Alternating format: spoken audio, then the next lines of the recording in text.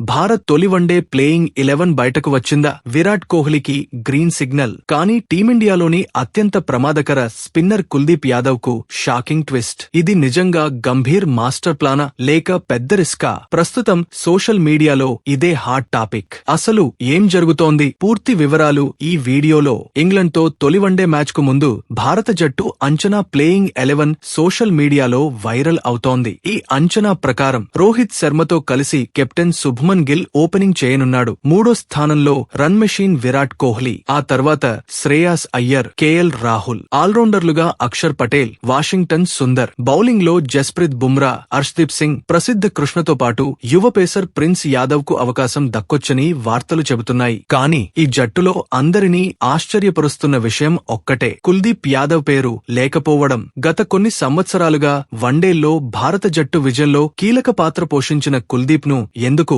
పక్కన పెట్టాలని చూస్తున్నారు? దీనికి ప్రధాన కారణం ఎడ్జ్బాస్టన్ పిచ్. ఈ పిచ్ పై కొత్త బంతితో ఫాస్ట్ బౌలర్లకు మంచి స్వింగ్, సీమ్ లభించే అవకాశం ఉందని క్రికెట్ నిపుణులు భావిస్తున్నారు. అందుకే ముగ్గురు స్పెషలిస్ట్ పేసర్లతో పాటు ఇద్దరు స్పిన్ ఆల్రౌండర్లను ఆడించాలనే ఆలోచనలో టీం మేనేజ్మెంట్ ఉందని కథనాలు చెబుతున్నాయి. ఇంకో కీలక విషయం, హర్షిత్ రాణా గాయం కారణంగా ఈ సిరీస్ కు దూరమయ్యాడు. అతని స్థానంలో వచ్చిన యువ పేసర్ ప్రిన్స్ యాదవ్ కు తొలి వన్డేలోనే అవకాశం రావచ్చనే చర్చ కూడా జోరుగా సాగుతోంది. ఒకవేళ అదే జరిగితే యువ బౌలర్ కు ఇది కెరీర్లోనే అతిపెద్ద అవకాశం అవుతుంది. అయితే ఇక్కడ ఒక విషయం తప్పకుండా గుర్తుంచుకోవాలి, ఇది అధికారిక ప్లేయింగ్ 11 కాదు. ఇది మీడియా కథనాల ఆధారంగా వెలువడిన అంచనా జట్టు మాత్రమే. తుది ప్లేయింగ్ ని టాస్ సమయంలోనే భారత కెప్టెన్ శుభ్మన్ గిల్ ప్రకటిస్తాడు. కాబట్టి అప్పటి వరకు ఈ వార్తలను అధికారికంగా కాకుండా అంచనాలుగానే చూడాలి. ఒకవేళ ఈ అంచనా నిజమైతే భారత్ అదనపు పేస్ దాడితో ఇంగ్లండ్ ను ఒత్తిడిలోకి నెట్టే ప్రయత్నం చేస్తుంది. కానీ మరోవైపు కుల్దీప్ లాంటి మ్యాచ్ విన్నర్ ను బయట